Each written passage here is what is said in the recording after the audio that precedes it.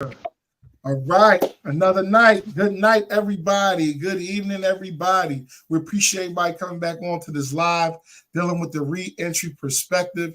Y'all know how we do it. We keep it real on this program.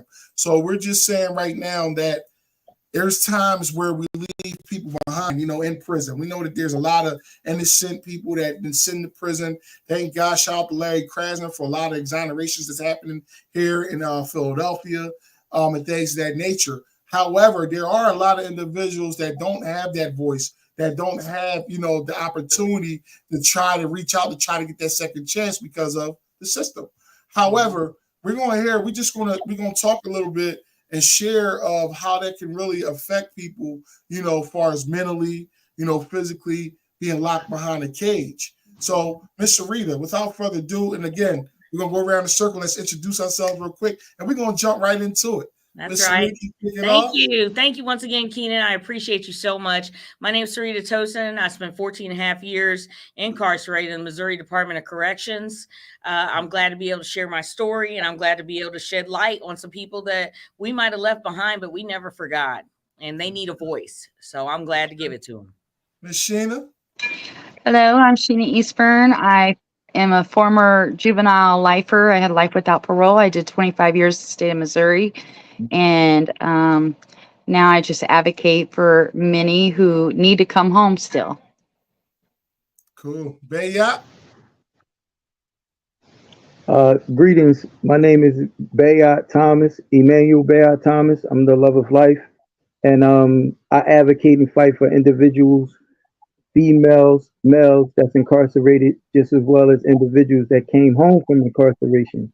I have the redemption seekers, and one of the individuals that I would like to speak about is the case of Roberto LaBoy, Free Jimbo. Cool. Well, since I we're on did here, 25 years and 6. My fault. since My you're speaking apologies. right now, Go ahead. Bayat, go ahead and share a little bit about you saying Jimbo. What is your situation in case with him? Okay, Jimbo was the individual, real good brother that I met at Camp Hill. I didn't get the chance like my lovely sisters did. I was incarcerated for 25 years in 6 different penitentiaries, and I come across Jimbo at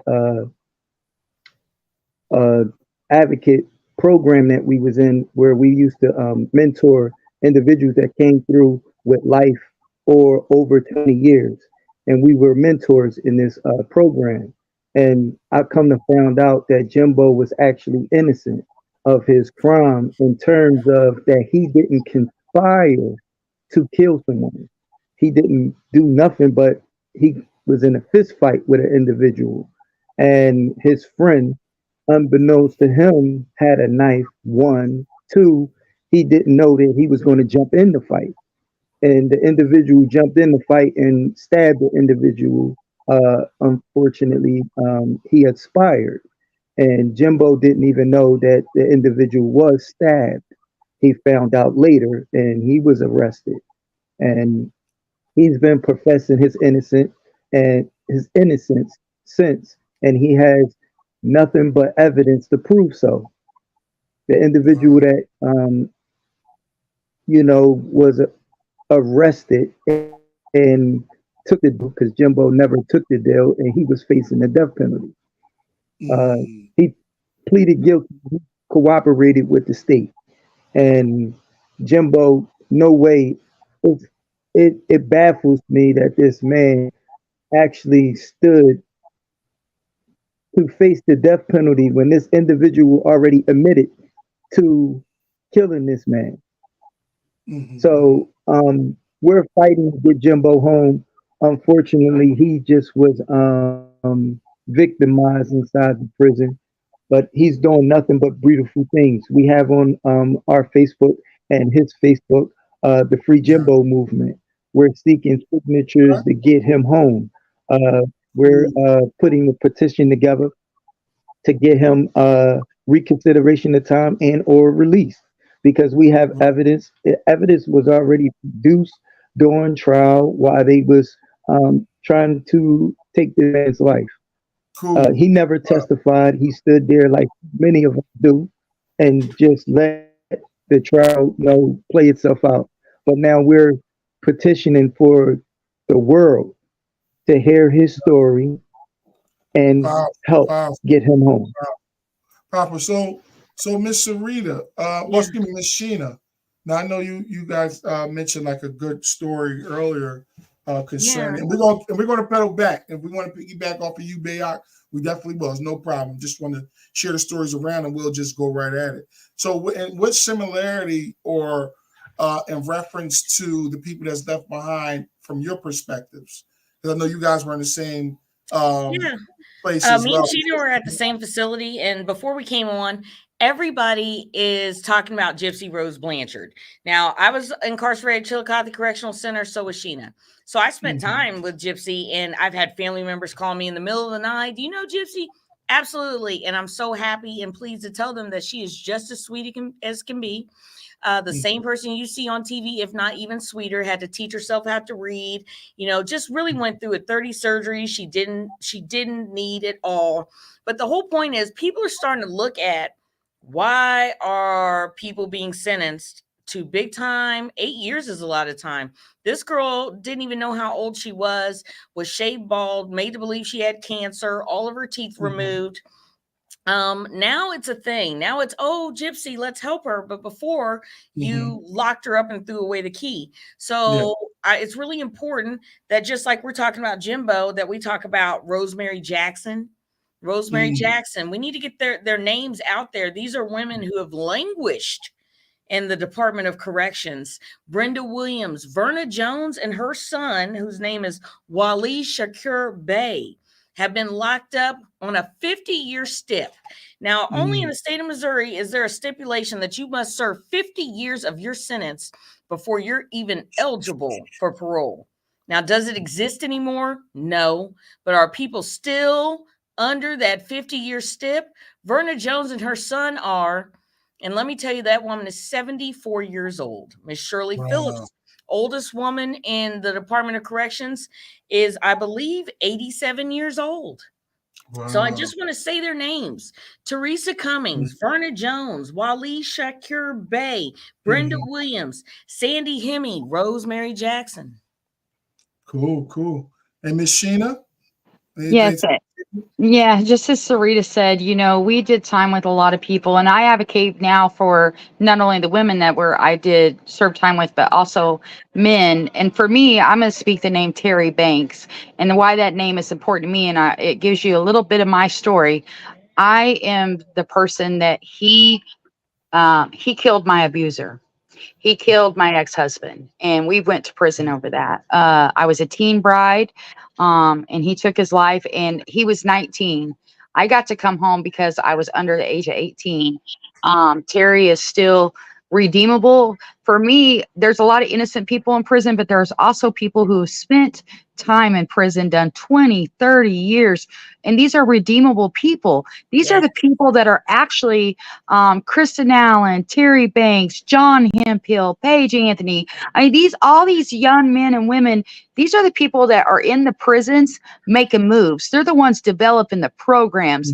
They're the ones giving back out even into the communities, even from inside the prison. And we're throwing them away like they're not anybody. And so it's time that we start looking at how can we start taking these people we've locked up forever and show they're human beings, they're redeemable. And you know who's out here doing the most for the communities? The people that have been released after doing all these years now. They're the ones going to the juvenile detention centers and talking to the youth. They're the ones helping people come out. So now I think it's time to remember men and women's names that are still in there who feel forgotten. We have not forgotten them because the law has thrown them away. People try to do this hard on crime and all of that stuff, but they forget that people are human beings. Mitigating circumstances, just like Gypsy Rose, like Sarita said, there was a mitigating circumstance. Terry Banks, my co-defendant, there was mitigating circumstances. I believe in fighting for innocent, absolutely. But I also believe in fighting for the guilty who have become redeemable, who realize that the biggest mistake is not the definition of their life. And I just want to remember that, people are human and they can change. But it's, if you go to the prisons, most of those guards in there will tell you, I'd rather have a lifer as my neighbor who went to prison for a one-time crime than the people that keep coming in and out of those prisons. Wow. When are we going to give these people the opportunity to start coming out and making a difference? Because we keep letting people out that just keep going back in. Yeah. Yeah. And you make a good point. And like when you say a lot of individuals that are putting in the work, are individuals that spent a huge amount of time behind bars.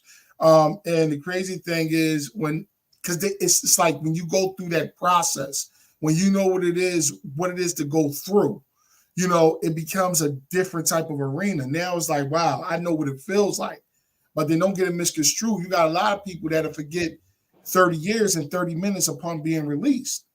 But like you said, we still should advocate for those who deserve that second chance, who deserve, to really get their cases heard. Because you'd be surprised of how hard it is. Because I remember even being there with Bayat. I used to see Bayat with his legal folder. It's hard to get back into the courts. When the courts are turning you down, they shooting your PCRA down, then you got to appeal, and then they try to say you got to have all this money to have a certain type of lawyer and all that. But then there's some people become so sharp mentally and with the law where they they represent self. You know what I'm saying? So but it still is key, like you said, throwing out the Tyrone Glenn's, like I said. So it's just so many people. Like I get a brain fart thinking about it. But these people are some real intelligent and real genuine people. And like I said, sometimes it takes a lot longer, for them to get the justice they're looking for. Absolutely. I just want to touch on that with Kevin Strickland. Yeah. Kevin Strickland spent over 40 years in the Missouri Department of Corrections. The prosecutor said he was innocent. All sorts of witnesses had come out and said the man was innocent. The Innocence Project worked with him for over a decade before he was finally released. Wow. So people had been, remember we knew about Kevin Strickland when you were still walking the yard, that he was innocent. They had it on the news. The man is innocent. Still 8-10 years later, finally he walks free. The system is stacked against you, and it doesn't matter if you're guilty or innocent. Now, I never claimed my innocence. I committed my crime. But let me tell you about being redeemable. 99.9% of the people in the penitentiary who made a choice, who made that decision, did not wake up that morning and say they were going to kill somebody. They did not wake up that morning and say, I'm going to throw my life away. I'm going to end up in the Missouri Department of Corrections. That's not how I woke up that day. That's not how I thought my life was going to end. That's not how I thought it was going to be, but that's the way it was. Now I'm sitting here as a beautiful human being who you want to be my neighbor. That officer would love to be my neighbor because I'm a good person. But in that moment, I made a decision, and that did not change who I was inside, my character, my integrity, who I am. So here I am all these years later, trying to, just like she said, tell somebody else so they don't do the same thing. But like I said, you don't wake up that morning and that's what you think is going to happen. No, this stuff does not happen in a vacuum. Well, and a lot of times, a lot of these people with these long-term sentences, we got to go back to, like me, I was 17, Cherry Banks was 19. A lot of these were under, not even before they turned 21. And yet here we're sitting with life without and facing death penalty, things like that. And your brain doesn't even change yet. It's scientifically proven that you have not even, figured out life at all. I know I was in prison my first 10 years. I was a heathen. To be honest, I was a little heathen. But once I started turning about 26, 27, things started to change for me because my thinking started to change. I started to grow into the person that I needed to be. But I think I'm a wonderful human being now. I did the work. I took the time to do the work.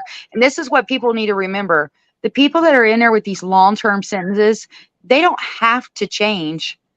They don't have to. They have no hope or no reason, but yet they still decide to be the best version of themselves, and they start programming, they start helping the people coming in and out of the prison, the revolving door. They're the ones taking the time to teach those classes, to create the programs.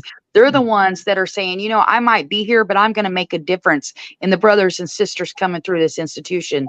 And with no hope of ever going home, they are still showing the best version of themselves in the worst war zone that they can be in. Wow.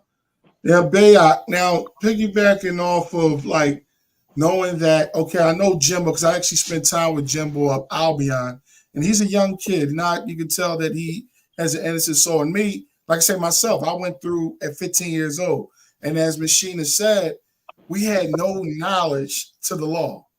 But then here it is, the law says that ignorance is no excuse, no matter what age you are. But here it is, we didn't even graduate high school, but ignorance is no excuse to the law. And here we are, we facing life without parole and the death penalty. So in which way, in which aspect, like, do you think that's fair, or should the law be changed in some type of way? Okay, so I'll segue in this way. As a youth, uneducated youth at 18, I stood the trial for the death penalty. My brother, he was on trial for the penalty, and we were uneducated. Now we get locked up and we're facing death. With that being said, we don't know nothing about the law, and they rush us through the process of a marriage, and we're wedded to the penitentiary. With that being said, we get convicted, may it be life, 25 years, whatever sentence that we receive. But we go into these law libraries, the ones that do, because unfortunately, especially when I first went upstate, I went to one of the worst prisons in Pennsylvania, Western Penitentiary. It's closed now. But I was the only young boy in the law library. Only. So with that being said, not too many of us get incarcerated and fight for our freedom. We fight for our reputation and status and all that. That only puts us in a worse situation where we victimize and victims. With that being said, when you have individuals that strive to be the best versions of themselves, like you said, bro, in the worst place, these are the best of our people. So when you have individuals like Jimbo, he was in a dog program, one of the most rewarding programs, where these dogs will be put to sleep if it wasn't for individuals such as Jimbo that cultivate them and rehabilitate them from whatever trauma that they was dealing with that makes them unsuitable in the shelters that, you know, they were in trying to be rescued.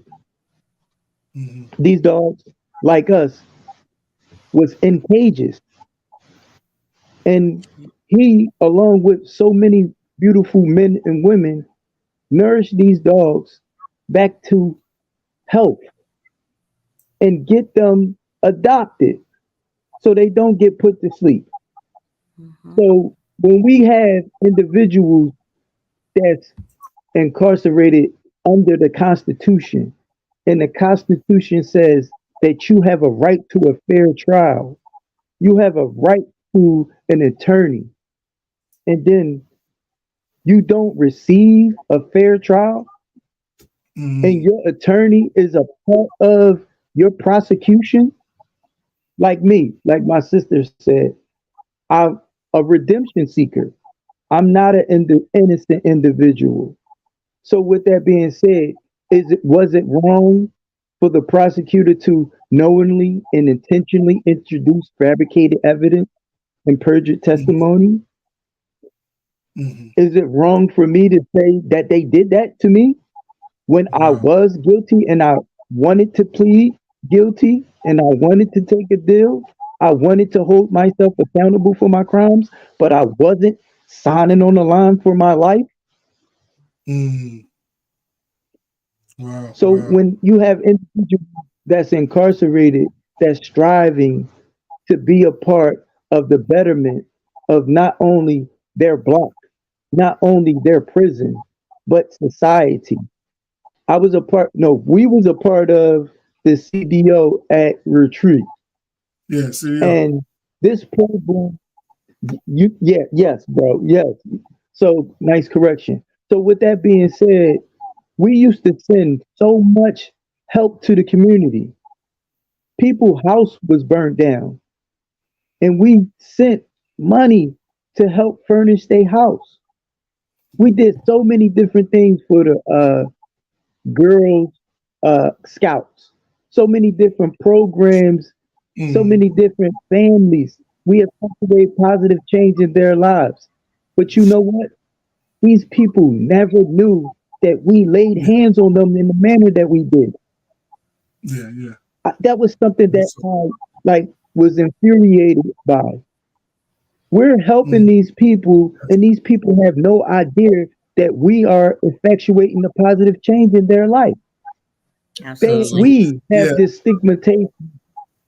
We Yeah. have this stigmatization that we're inside prison and we're only doing things inside prison to harm each other, and they Yeah. have to keep us in prison because if we get out, we're going to harm them. Gotcha. Yeah. That's far Gotcha. from the truth. So real quick, yeah. So I just want to shout out some of the people that's dropping the stuff in the chat. Yeah. We got Mr. James Baker here. We appreciate you dropping anything in the chat, any comments. Remember, everybody, we got Mr. Alexander De Jesus right here. Spend time up there with him. Actually, spent time with Jimbo as well. He knows him as well. Yeah, I see Eric Powder here, Edward Powder. He's asking about that. Yeah, Jimbo. Yes, that was up Albion.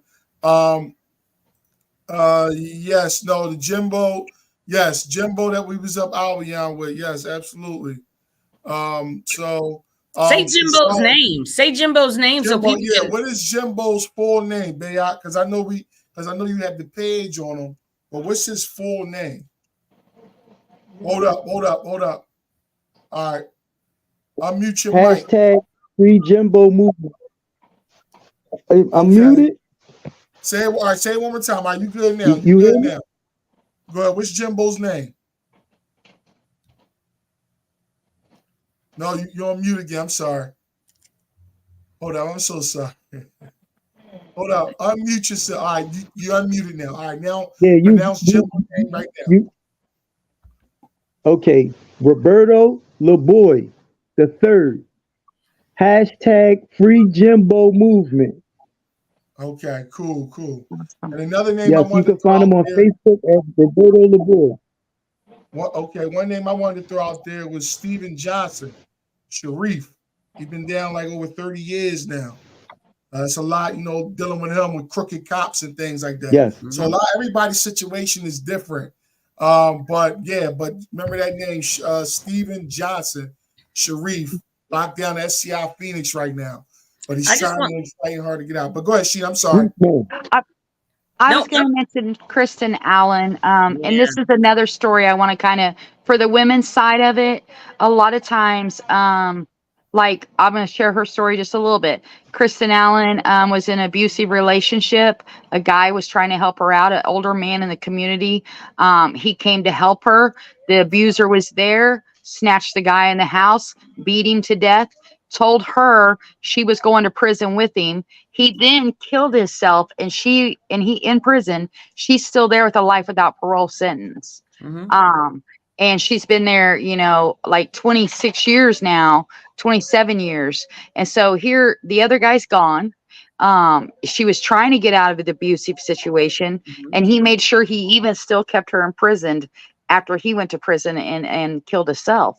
And so now she's still sitting here fighting this life without parole sentence for a man trying to help her get out of a domestic situation. And she's not the only female like that. Many of the other ones, like my crime was around domestic violence. A lot of our other friends were around domestic violence or someone trying to rescue you out of a domestic violence situation. Teresa Cummings, she actually went with the man. He did the murder. She was there. She got the same sentence he did. There's just so many of them that actually didn't even commit the murder itself, but yet they're doing more time than the person that actually committed the Exactly. murder.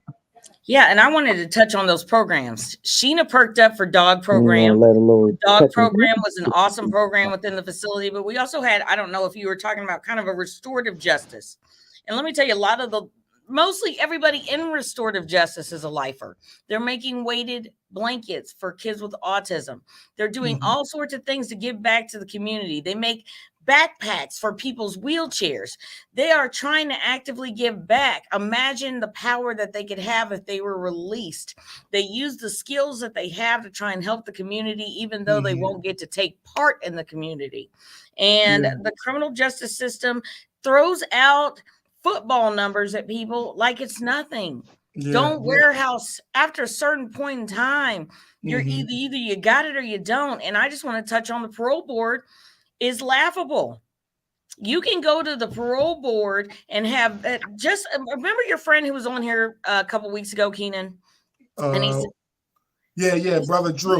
Yes, Drew. and he said, "Hey, I went up for parole, and I had no, you're a danger to society." But 12 months later, when that parole date comes, you're no longer a danger to society, and nothing has changed within you or your behaviors.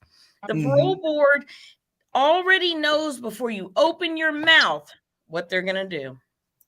That's true. That needs to be a whole separate show, okay? The parole board. We'll come back. And we got to remember too, though, when we do speak of the parole, you got to remember parole is actually a privilege. It's not a right.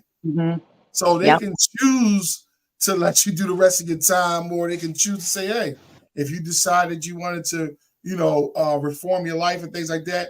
But what gets me a lot is the individuals that are actually innocent that gets that chance to see parole, but then when they try to tell them the truth about a crime, they force them to try to admit to something that they never committed. Absolutely. Yeah. So they're not taking accountability. Exactly. So then now when you see a lot of these exonerations and things like that, now people, different legislators and different judges are being shamed because it's like, wow, due to your lack of evidence, y'all just threw this person away for nothing. Yeah. Because you had the authority to do so. So, and a lot of that is unfolding now. Like at least where I know in Philadelphia, like Pennsylvania, I've seen a lot of that unfolding, but then there's still a host of a lot of others. You know what I mean? So it's a lot, that goes into a lot of this. And like I said, and it starts, bringing back memories like, wow, just imagine a lot of people that are locked down have been in a hole for years since the Camp Hill riots. You know what I'm saying? Since all these other things that took in place. But so. And that's why, Keenan, you're their voice. We're their voice, because after you've been there 5, 10, 15, 20 years, your family's the only one that remembers you. That's true. No one remembers you. That's now true. You might have a few friends that when you get out, they'll remember you. But I remember Sheena said, you'll be lucky if you got your mama and maybe somebody else. That's true. Especially after all of that time.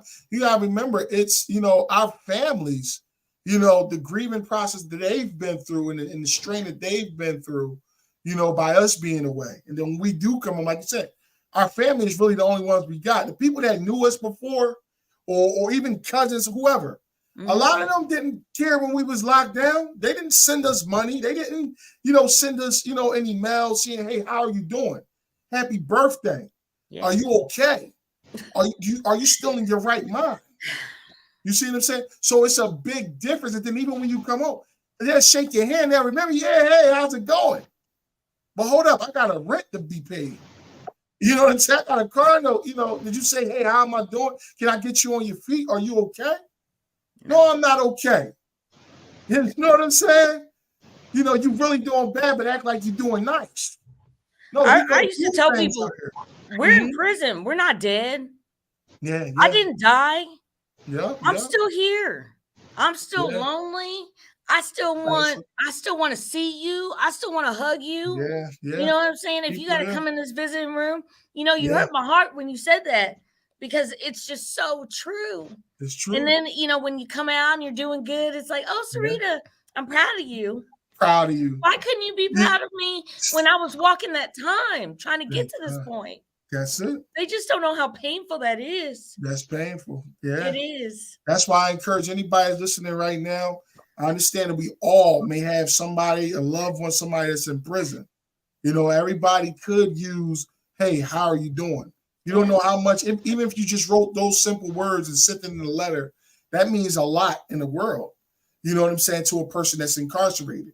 Yeah. Now, now it gets to a level when people will ask, because people always ask me, hey, if I want to send somebody, some money or to buy compensated, say how much should I send? Things like that. Now, that's a different subject because we can go different ways with that, but it's always good to probably get somebody a Christmas bag or uplift them in some type of way. But then again, people do live out here and the struggle is real out here too. You know what I mean? It's not always that easy just to send people things. It's not. Especially when you got about 100 different people doing it.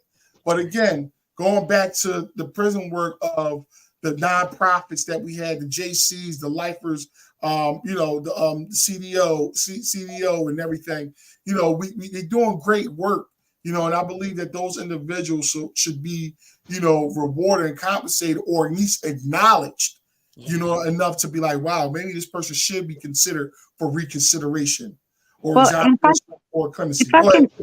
I could just mention a program that I don't think people mention a lot. Let's talk about the victims program, where a lot of the people that are inside work with victims, and they come in and the victims tell their stories, because I think every day for any of us that have been responsible for taking a life, every day we're trying to redeem that. We can never take that back. We wish circumstances could be different, but inside, I don't want people to think we just get in there and we think we deserve to be out, because in honesty, we don't ever feel like that. We deserve that. We fight to show that we're different. We didn't mean to make the biggest mistake of our lives and create the harm that we created. So I think that, people don't realize how close that a lot of offenders, the people inside, work with victims groups sometimes, and it changes our lives in there. Mm-hmm. And I think that needs to be noticed that, that a lot of us inside, we're very thankful for the victims who did come and speak and start these programs with us as well, because it helped us become better people, but it also helped their healing. So I just don't want people to think, we always think that we feel like we're righteous and we deserve it. And because every day, most of us probably still don't feel like we deserve to be out here when somebody is gone. So I just want to acknowledge that there are victims that we haven't forgotten them either. Absolutely. I appreciate you sharing that, Ms. Sheena. Yeah. That was a very good point that you bring up. Go ahead, Bea. Can I segue in on that? Okay, so she laid the foundation down for my foundation, which is I don't ask anyone to forgive me. I don't have the right to ask to be forgiven. For me, that's my standpoint. And my standpoint is that I have to earn said right. And I have to put in the work to be forgiven. This is what made me the redemption seeker. And this is why I formalized the Redemption Seeker Commission. And it is a bunch of individuals that's incarcerated and or like ourselves that has gained our freedom, that's doing the positive work, that's motivating, inspiring positive change in our community, to motivate and inspire positive change in people's lives, so they can go back in our communities and our family, and then as a community, we'll heal each other. So with that being said, like when we are doing the work that we do, and they're doing the work that they're doing behind those walls, this changes the narrative, the perspective of who's redeemable. Because an individual that's perceived as who he was or who she was 20 years ago, and they're no longer that person. At the end of the day, they're that individual, but that person that took that life, that person that committed that home invasion, whatever crime that was convicted, they was convicted of, they're no longer that individual. So we evolve, some of us digress. But the best of the best is the ones that's doing the work. And we have to come together on these platforms to magnify our voices.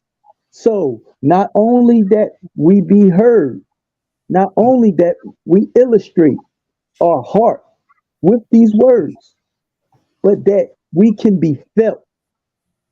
Mhm. Once people can feel our truth, then they'll be more willing to support us and let us home.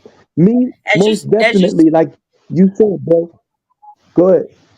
oh, I'm sorry. I No, was like, as you see Okay, us so four right here, we all got a chance. We all got that chance, and we're doing good things. Don't warehouse a human being. Don't lock someone up and throw away the key. And there's never a reevaluation of what are they doing. Are they snatching up people coming through the door and telling them, "Hey, there's a better way. When you get your chance, don't come back. Don't make the same mistakes." I would tell women all the time, "You're talking about this boyfriend. He sounds terrible. You're going to end up in here like me, or you're going to end up dead." You know, people are using their testimony, they're using their story, they're using what they have, and we're fortunate enough to be able to use it out here to talk Mhm. about the people who can't. Yeah, and real quick, I don't mean shout out to some of the individuals that are on here that are doing good, been out. Well, Al right here, Alex right here, he says, blessed to be, he thank God he's been home for 7 years now, and the time he was thank you. released. But like he said, what Bear was saying, he says changed while not manipulating the situation to come home. So it's a lot of people in here. Um, again, that's did a little time, but we appreciate everybody, even us as a whole on this platform for for being out doing the right thing, advocating for youth, out advocating for adults as well, fighting for people and letting them know, hey, these are the dangers that you will fall into if you're not careful. So sometimes, that's why a lot of places where I speak, especially to a lot of these juvenile facilities and placements, a lot of times I tell them, I said, look, you got to stop while you're ahead. I mean, I know you never had that father figure or you never had that role model to tell you, but it's one wrong move, and you're going to be in there for the rest of your life. And it's easy to get in, but it's hard to get out. Oh man. Yeah, people don't understand that. So I don't mean to take up the floor, but go ahead. Y'all can continue. Any other questions? Anybody got anything they want to drop in the chat? Is there any other dialogues you guys want to tune into? Feel free. The floor is open. Well, I remember in I ICBC class, like we to had add. Sheena's. Oh, I'm sorry. No, that's okay. We had, oh Lord have mercy. We had Sheena's restraining order. So, I mean, a strong evidence that she was having problems with this man. And clearly, when I saw it, she was still in prison with me on a life sentence. So, I mean, just to bring light to the people that we mentioned, and I'm gonna be quiet after this. Verna Jones, Teresa Cummings, Brenda Williams. Look these people up. They're in the state of Missouri languishing. Rosemary Jackson, Sandy Hemme, Wally Shakur Bey. These are people who have been, everyone I just named has been in prison more than 25 years. Wow. I think if we start, people really start realizing that their voices matter with our senators, our legislators, these elected officials, this is where it starts to become important for loved ones, people who are who are returning citizens, to really be that voice, because they need to recognize, stop looking at the paperwork from 20 years ago, go into prisons and talk to the person they are today. They're making these decisions, but they're not looking at the person today. They're looking at a piece of paper from 20 years ago. And everybody knows nobody is the exact person they were 20 years ago today, especially if they were a teenager or now. So I ask people to really call their legislators and senators and tell them, go visit the prisons, talk to these people, try to get that second look law changed, because after 25 years, they look at the case again. They look at what people have done, not what they did then, but what have they done since they've been in prison. So I just encourage people to remember the names that we said, but if there's names out there that you have on your heart, talk to your senators and legislators. They're the lawmakers, and your voice does matter. That's right. Absolutely. And you take a good point Okay, too, like you said. I like to Go ahead, Bea. My apologies. I like to segue on Man Up, which was founded by Tyree Wallace. I'm gonna say David Lee. I'm gonna say Kenneth Pickford. These are individuals that's striving inside incarceration, doing positive things, starting programs and facilitating programs. But we're going to bring up what the redemption seekers, what the Love of Life do with redemption seekers. We have petitions that we petition for individuals to be resentenced, and or released because they already put in the work.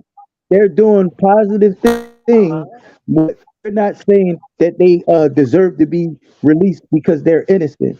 Some of them are innocent, but some of them are redemption seekers. They're doing positive things. So we can petition. It's not just hollow at senators and governors or whatever. We can do that as well as a compliment. But as individuals, the Constitution is what incarcerates us, that keeps us in prison. But also the Constitution starts with we the people. We are the people. So it's power in numbers. So we come with the signatures, and the numbers is on the left-hand side. We need over 20,000 signatures. We need 5,000 signatures to be heard by the Supreme or the Superior Court. We petition to have this individual resentenced, and we come with the evidence that says this is why this person is innocent, or this is why this person should be reconsidered to be released. This is what we can do, and this is what we have been doing with the Free Jimbo movement.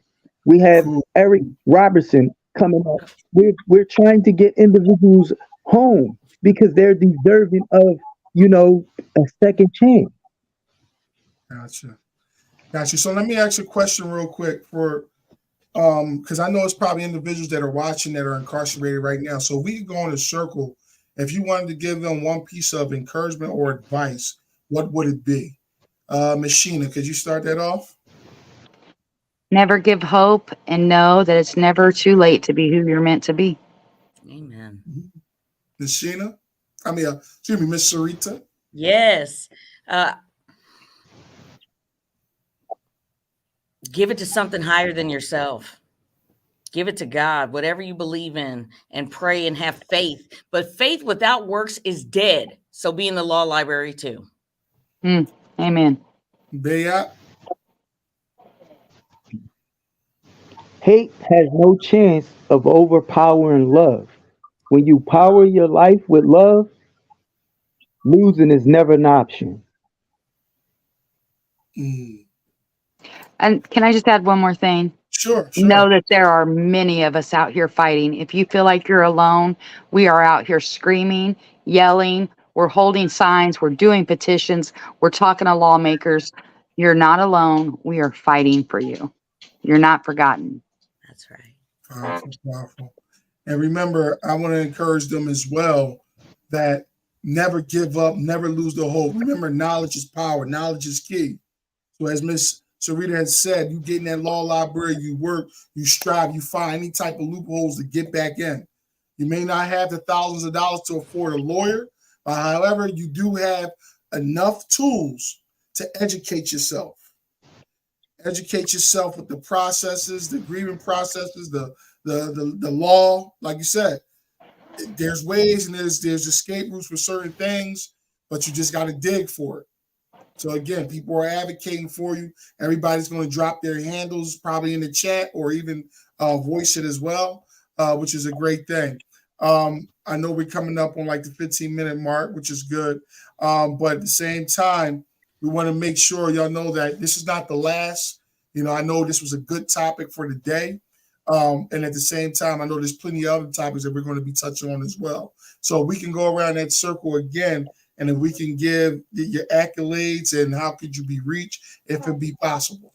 You can start off, Ms. Sarita. Yeah, I'll jump in there. Sarita Tosin. I'm in Columbia, Missouri, but do travel. Sarita Talks, keynote speaker, encouragement, empowerment, inspiration, motivation, gratitude, advocacy, altruism, and activism. Woo! It's a lot of attributes there. Thank you. Totally good. Totally good. Do you All have true. an email? Do you have an email just in case they want to reach you? Sure. Sarita Tosin, first and last name at gmail.com. You can also look at my Facebook page, Sarita Talks, and my Instagram as well, Sarita Talks. Okay. Miss Sheena? Well, I'm a criminal paralegal at the office of Tom Nord Law in Springfield, Missouri, so they can always reach me at the law office. I'm an advocate. I work with different groups. I have 2 nonprofits, Show Me Justice for All and Prep for Release, helping people returning back home. I also work with a lot of organizations, but you can get a hold of me on Facebook in a Facebook group. It's called Prison Did Not Break Me, or prison did not break me at gmail.com. And just know that we're going to advocate. Also, the Samaritan Project for federal people in the federal prisons. There's a newsletter that comes out every week. It's free. If you add the Samaritan Projects on their core link, it actually every week brings out, it is listed every case that is winning. So you can actually look in that case and it says it won on this merit, and you never know, you might find that one thing that's going to be the merit that changes you. So Samaritan Projects at gmail.com as well. Cool. Bayat?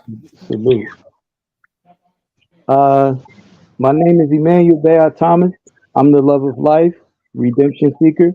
I authored my first book, published it in 2019. The Love of Life. I'm working on my second book being published. I have a nonprofit organization, The Love of Life. We have mentorship programs. We mentor the youth. We mentor individuals that's incarcerated. We also, as I spoke before, with the Redemption Seekers, we advocate for individuals that's incarcerated and fight to get them home. We join in with individuals such as this lovely panel here and join in with discussions, activities, programs to effectuate positive change in our community to show that we are more than just our convictions. I look forward to doing any and everything with anybody that's willing to do positive things in our community. I have my own radio show. It's on Fridays at 5 p.m. Community City Radio, WCCR, where communities can react, where we motivate, inspire positive change in people's lives so they can go out and motivate, inspire positive change in other people's lives. So, as a Cardell. community, we'll heal each other. Cardell. Love and live life. Yeah. That's Hi, my brother. Cardell. Well, Sorry, I've Cardell. seen Cardell. Cardell's Hey, doing you already Cardell's doing know. amazing out there. He is Yes. rocking You it. already know, Cardell. Next week, I got you, Cardell. You already know how we do it. Yes, sir. I appreciate you. Yeah. I loved it. I went with him and back into the Chillicothe Correctional Center actually with Cardell doing the reentry. He took me on his team with him, and what an amazing individual that just he's really making some changes in the prisons as well. And I am sorry, my team will get me if I do not mention I work for Human Rights Watch on a National Leadership Council to End Life Without Parole. It is a whole group of us that all formerly had life without parole who are home and we're working to change the law to end life without parole. So let me make sure I plug them in. We do public speaking, we do panels, all of that. So sorry, I forgot that. But Cardell, we love you. Yeah. Shout out to Cardell. Yeah, because Cardell, we go back some time too. And we literally like did podcasts as well. Like he said, he's making a difference. He's doing a lot of things. And again, here she goes. She said they just changed the law in Massachusetts for juvenile lifers. That's what's up. Yes, they did it to age 20, 18 to 20. Yes, indeed. Woo. We appreciate that. And like I said, see me. So I'm Keenan Hudson. You already know from Philadelphia. You know, I'm an author, motivational speaker, I'm advocate for youth here in the city of Philadelphia. I have a couple businesses, but I don't want to put them all out there. But Kingdom Humility. Again, I'm all over the place. I know I am, but at the same time, there's some other things that I'm forming, working on launching another book for individuals as well. Definitely in the process of dealing with the nonprofit. So just stay tuned. You know, I'm not going to let everything out the hat right now. But however, if you want to reach me, it's at KeenanMusic27 at gmail.com. And again, I'm all for doing, anything and everything, especially to help communities. We're here to build each other. There's strength in numbers, and we believe that, that when we do come together, two is always better than one. You know what I'm saying? Amen. Three, a three-tie rope, it's hard to break. So just imagine if you had more, collaborating. So all these things, it's a great process. We actually do things here with the CJSJ here in Philadelphia, where we're submitting proposals for the actual different law changes with the juvenile justice system. Where I was just actually on the board, we actually submitted for the new mayor-elect, Sherelle Parker. Shout out to her. She made history as being the first Black woman of Philadelphia as mayor. They just swore in about like last week and a half ago, which is a great thing. We just hope that it'll bring out a betterment for our city and the community, because the city has been in an uproar. These kids are killing kids. They run around with these gangs. They don't know what they're beefing about. You know what I mean? So, but it takes people that have been through that process, been through those gates, to come out and try to make that change. Let them know, hey, if you don't stop now, this is where you're going to end up. You're going to end up in places where we did, over 10 to 20 years and 30 years and, and things like that. So, but yeah, I'm always in the mix of a lot of things. And again, back to shout out to Cardell Sims. Cardell, definitely looking forward upon your the allotment of your scheduling. We could definitely get you on here, definitely. So again, if you guys want to share any last things, like I said, we're running up on the 9 minutes. We can. I just want to say that all of us that are returning citizens, I think we're overachievers. We have 20 things that we do.